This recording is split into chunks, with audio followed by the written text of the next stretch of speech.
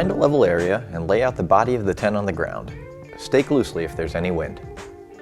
Build your hubbed pole set by connecting all the segments and ensure each section is seated properly.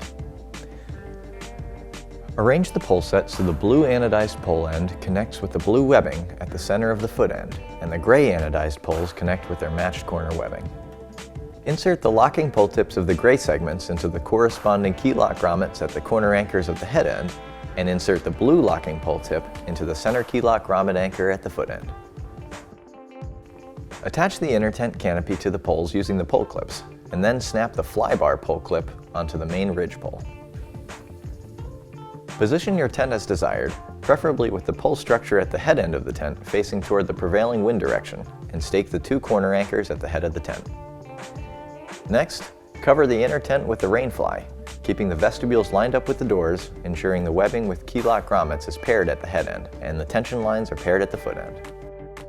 Secure the poles to the Rainfly with internal Velcro pole wraps. Pull the gray webbing to clip the key lock grommets onto the locking pole tips below the tent corner grommets. Secure the foot end by placing the corner tension lines and fly anchor loops around a stake, pulling moderately. The blue anchor cords at the foot end of the fly and the tent body can share the same anchor point.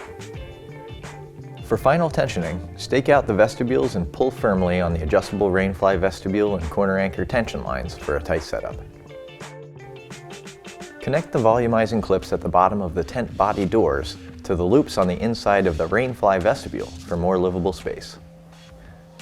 Add guy lines for additional strength, as a properly tensioned tent ensures maximum water shedding and wind resistance.